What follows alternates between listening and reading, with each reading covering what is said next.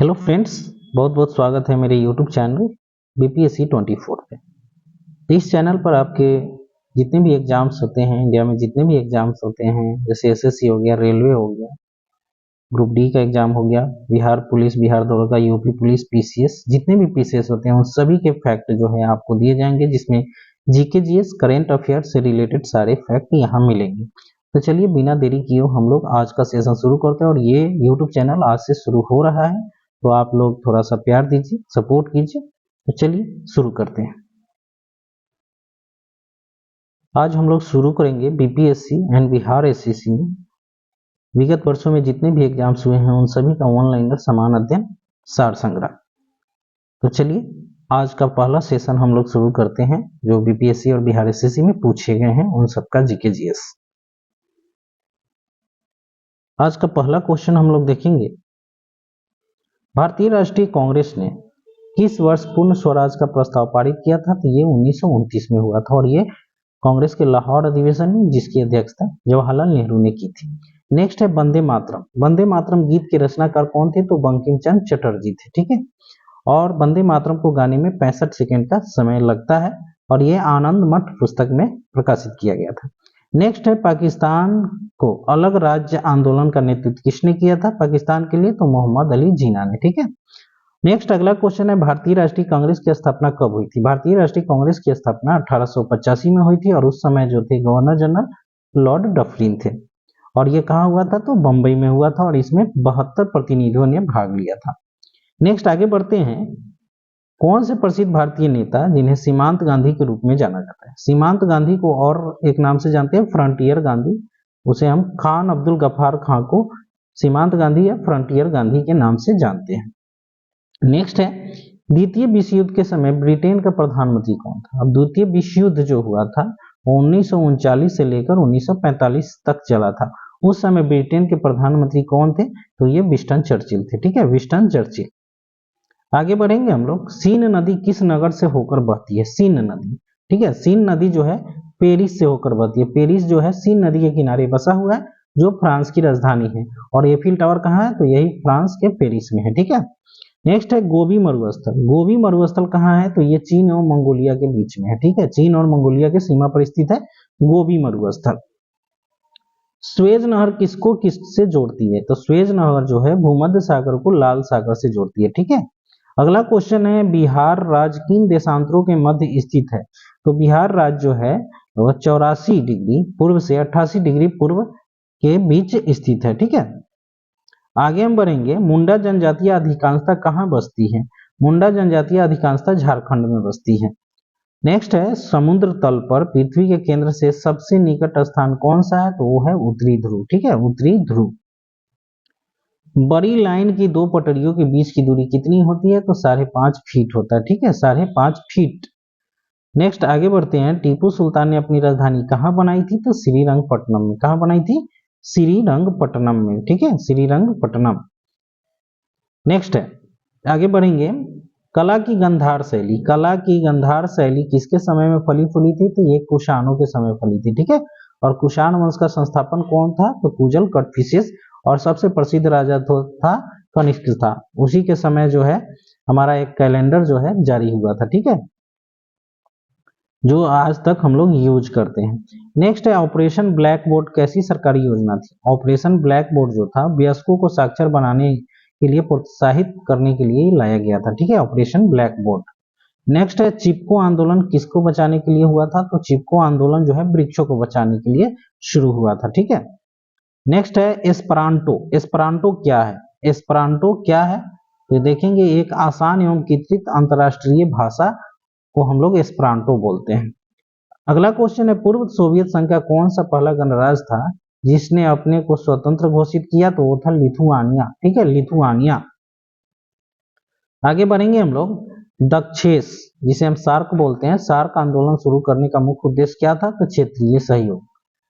SAARC का full form क्या होता है? तो south association of Asian regional cooperation. ठीक है, और सार्क का मुख्यालय कहाँ है? तो काठमांडू, जो नेपाल की राजधानी है।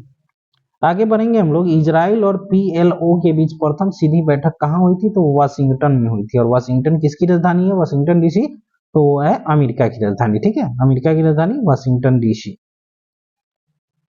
नेक्स्ट अगला क्वेश्चन हम लोग देखेंगे, मदर टेरेसा द्वारा स्थापित धर्म संघ क्या कहलाता है? तो मिशनरीज ऑफ चैरिटी के नाम से जानते हैं।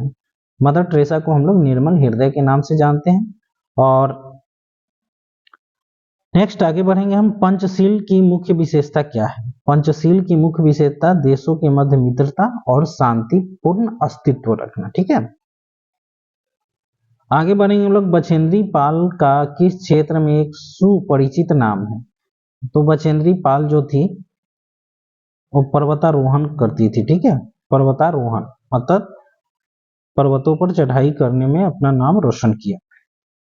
नेक्स्ट है अगला क्वेश्चन, पास्चुराइजेशन एक प्रक्रिया है जिसमें क्या होता है?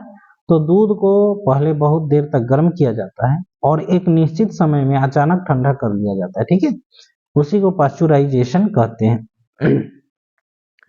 एम्फीबिया, एम्फीबिया जिसे हम उभयचर बोलते हैं, किसको कहते हैं? तो जल एवं स्थल दोनों पर रह सकने वाले पशुओं को हम लोग एम्फीबिया के नाम से जानते हैं या उभयचर बोलते हैं। नेक्स्ट है, पृथ्वी तक पहुंचने के लिए सूर्य से चला प्रकाश लगभग कितना समय लेता है? तो 8 मिनट 20 सेकंड। ठीक है, 8 मिनट 20 सेकंड, कहीं कहीं 8 मिनट 16 सेकंड भी दिया जाता है, वो भी सही है। स्टेनलेस स्टील किसकी मिश्र धातु है? लोहे और क्रोमियम का। ठीक है, लोहे एवं क्रोमियम का। किस धातु पर तब कोई प्रक्रिया नहीं होती है जब ऊपर से भाप गुजरती है? तो वो है एल्युमिनियम। ठीक है, वो एल्युमिनियम है। एल्युमिनियम का संकेत एल होता है और इसकी परमाणु संख्या 13 होती है। ठीक है, आगे बढ़ेंगे हम लोग, वैज्ञानिक इवान पावलो किस क्षेत्र में अपने कार्यों के लिए जाने जाते हैं? तो प्रायोगिक मनोविज्ञान। ठीक है, प्रायोगिक मनोविज्ञान। नेक्स्ट है, निकोलस कोपरनिकस किस लिए प्रसिद्ध है? तो यह बताने के लिए कि ग्रह सूर्य के चारों ओर चक्कर लगाते हैं और न कि पृथ्वी। ठीक है, जंतर मंतर का निर्माण किसने करवाया था? तो जंतर मंतर का निर्माण महाराजा जय सिंह के द्वारा किया गया था। सबसे अधिक तेल निर्यातक देश कौन है? तो वो है सऊदी अरब। ठीक है, लेकिन ये करंट का न्यूज है तो इसको थोड़ा सा हम लोग देखेंगे। अभी जो है वर्तमान में जो है सबसे अधिक तेल निर्यातक देश कौन है, ये आप लोग सर्च करके कमेंट में जरूर बताएंगे। ठीक है, भारत सरकार के राजस्व का प्रधान स्रोत क्या है? तो वो है प्रत्यक्ष कर। ठीक है, प्रत्यक्ष कर।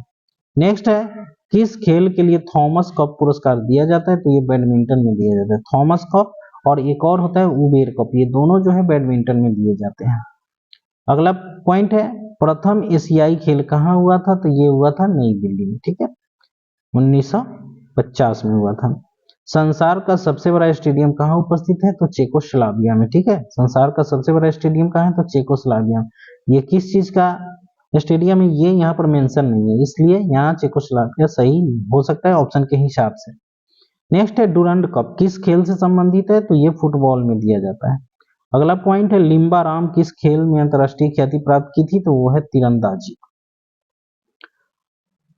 आगे हम देखेंगे, अगर कोई वित्त विधेयक लोकसभा द्वारा स्वीकृत हो जाए तो राज्यसभा इसे अधिक से अधिक कितने दिनों तक रोक सकती है? तो वो है 14 दिन। ठीक है, नेक्स्ट है, भारतीय संविधान में संशोधन के लिए विधेयक कहाँ लाया जाता है? या तो लोकसभा में या राज्यसभा में। ठीक है, संविधान संशोधन करने के लिए विधेयक कहाँ लाया जाता है? तो आप कहीं भी ला सकते हैं, लोकसभा में या राज्यसभा में। नेक्स्ट है, अगर भारत के राष्ट्रपति के चुनाव में कोई विवाद हो तो उस विवाद को कहाँ सौंपा जा सकता है? तो भारत के सर्वोच्च न्यायालय को। ठीक है, भारत के सर्वोच्च न्यायालय को।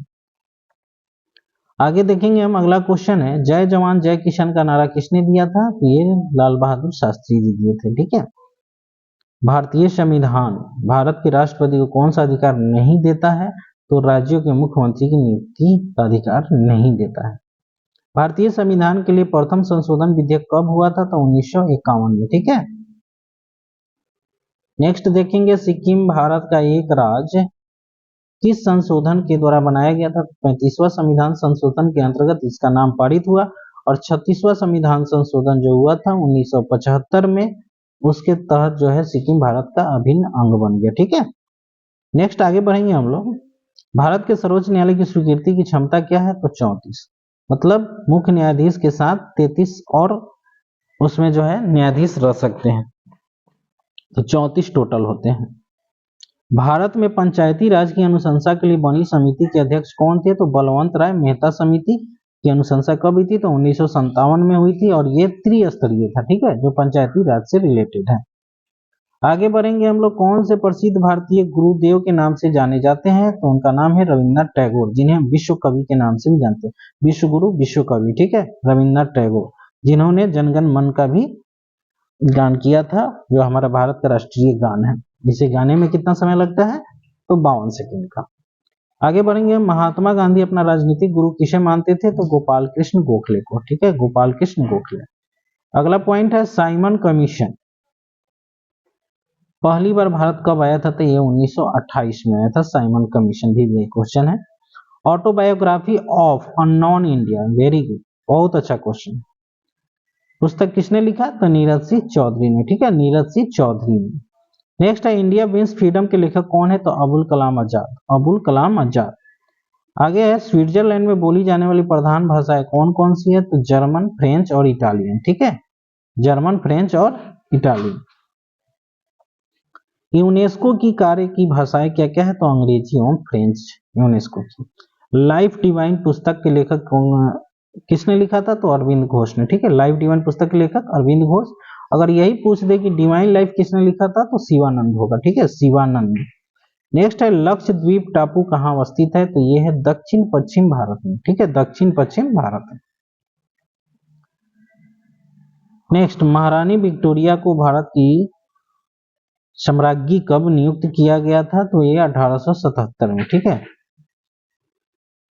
भारत में जन्मे 2 अमेरिकी नागरिक जिन्हें विज्ञान के क्षेत्र में नोबेल पुरस्कार मिला था, एक हरगोविंद खुराना थे और एक एस चंद्रशेखर।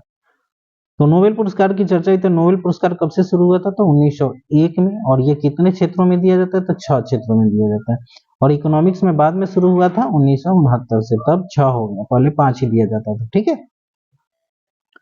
नेक्स्ट आगे बढ़ेंगे हम लोग, परमाणु ऊर्जा में भारतीय कार्यक्रम के जनक कौन थे, तो वो थे एच.जे. भाभा, एच.जे. भाभा। आगे बढ़ेंगे हम लोग, अंतरिक्ष विज्ञान पर अनुसंधान और विकास का श्रेय किनको जाता है, तो विक्रम साराभाई को, ठीक है, विक्रम साराभाई को। नेक्स्ट है कलिंग पुरस्कार किस क्षेत्र में दिया जाता है, तो विज्ञान को लोकप्रिय बनाने में, ठीक है, विज्ञान को लोकप्रिय बनाने। नेक्स्ट है एक वयस्क भारतीय हाथी का भार लगभग कितना होता है, तो 1000 किलोग्राम के करीब होता है।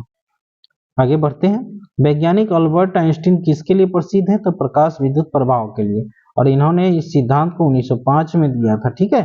E बराबर क्या होता है, mc², जहां C क्या है, प्रकाश की चाल है। इसी के लिए इन्हें नोबेल पुरस्कार 1921 में मिला था, ठीक है। और आज के सेशन का लास्ट क्वेश्चन है कि शीघ्रोत्पादी रिएक्टर एक बिजली पैदा करने वाला नाभिकीय रिएक्टर जो किस प्रक्रिया से बिजली उत्पन्न करता है, तो विगलन प्रक्रिया के द्वारा। तो आप लोग इस सेशन में इतने सारे क्वेश्चन देखे, इसमें से कितने क्वेश्चन आप लोग को आ रहे थे और कितने नहीं आ रहे थे, ये जरूर कमेंट में आप लोग रिप्लाई करें। और ये सेशन आप लोगों को कैसा लगा जरूर बताइए। और इस तरह से जो है 2025 तक के अभी लगातार क्वेश्चन ऐसे ही कराए जाएंगे पूरे सार संग्रह ऑनलाइनर के माध्यम से। तो जरूर बताइएगा कि ये सेशन आपको कैसा लगा और ये आपके लिए उपयोगी साबित हो सकता है, रिवीजन के लिए अच्छा है या नहीं है। तो धन्यवाद दोस्तों, फिर कल मिलते हैं अगले सेशन में। आज का सेशन बहुत ही छोटा है क्योंकि पहले देखना है कि आप लोग इसे कितना प्यार देते हैं और कितना शेयर और सब्सक्राइब करते हैं। धन्यवाद।